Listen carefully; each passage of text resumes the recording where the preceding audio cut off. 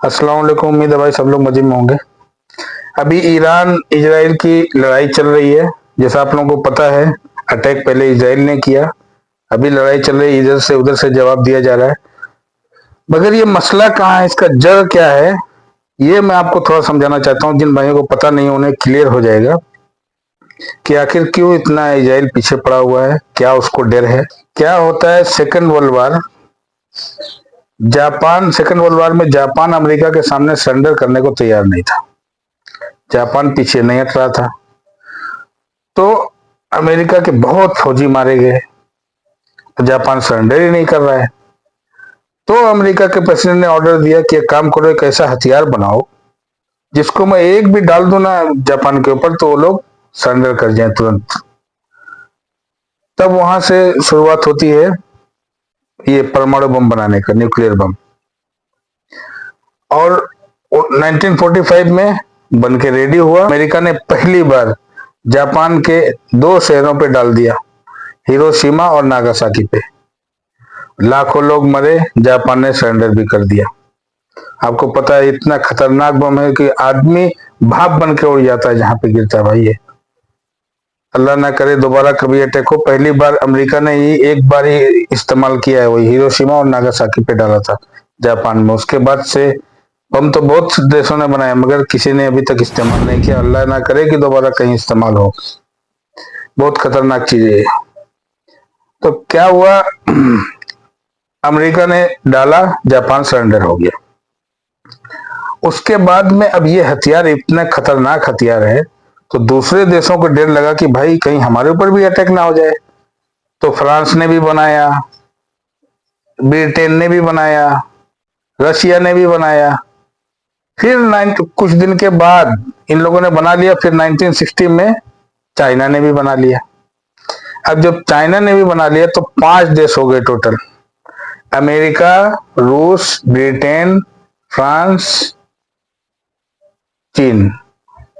अब ये 5 देशों ने जब बना लिया, तो अब अमेरिका को लगा कि ऐसे इस तरह तो सारे देश बना लेंगे, फिर कोई किसी के ऊपर भी डाल सकता है, फिर बहुत मसला होगा, फिर कौन डरेगा अमेरिका से।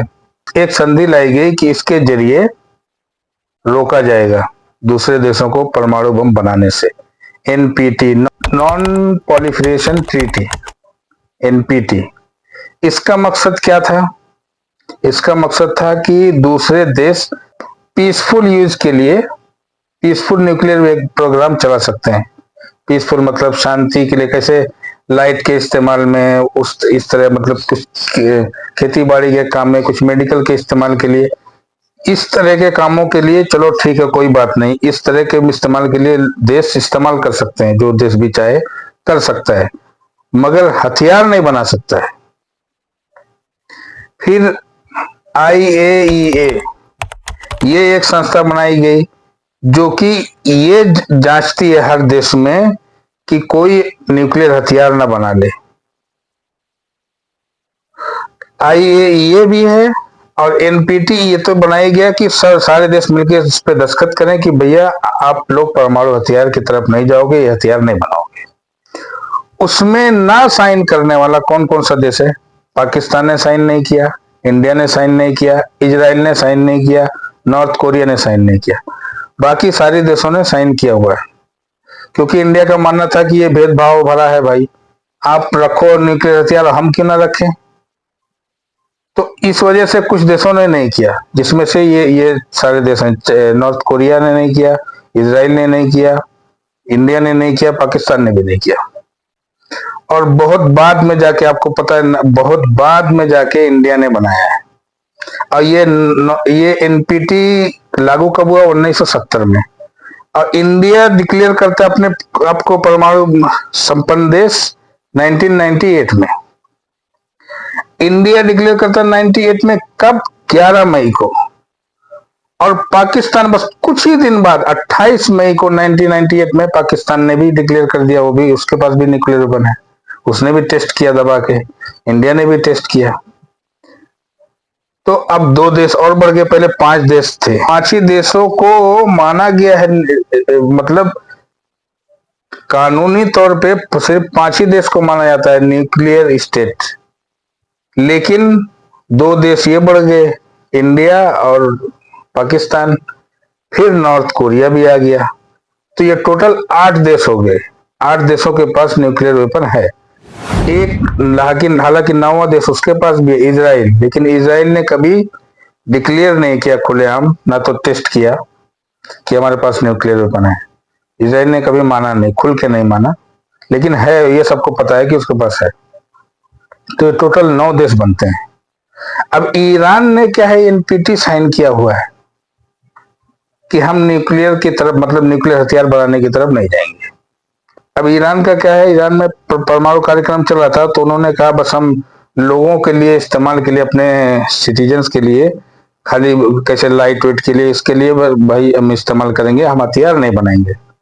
मतलब हम खाली शांति के लिए इस्तेमाल, मतलब नागरिकों के भला के लिए इस्तेमाल करेंगे, हम हथियार नहीं बनाएंगे। जैसे रूस की मदद से ईरान अपना परमाणु कार्यक्रम चला रहा है, ऐसे ही फ्रांस ने मदद किया था इजराइल को। तो क्या है, अब परमाणु, अब बिजली का काम, बिजली पैदा करने का काम उससे 8-10% से भी हो जाता है।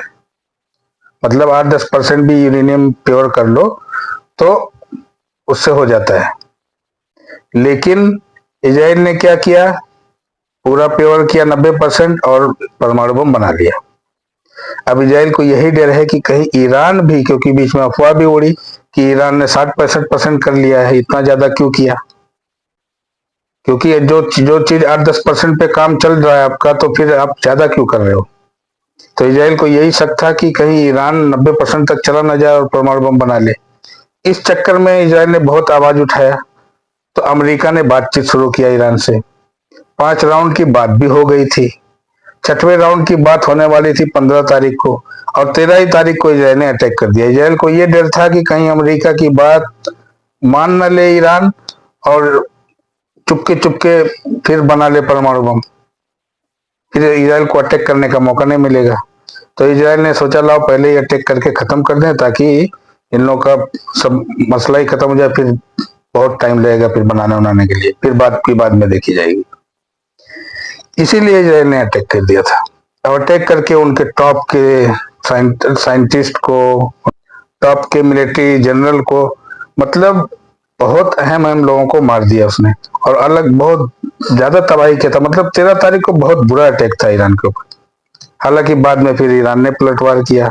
तो ये लड़ाई अभी चल रही है, कभी इधर से कभी उधर से। अब ये तो चल ही रहा है, अमेरिका भी बीच में कूदा। अब अमेरिका ने 2 हफ्ते का फिर से टाइम दिया है। अब देखे क्या होता है, ये लड़ाई कहाँ जाके रुकेगी पता नहीं। अब कितनी बर्बादी होगी, बर्बादी तो दोनों तरफ हो रही है। अब देखें कब जाके इसका हल निकलेगा। चलो भाई, मिलते हैं नेक्स्ट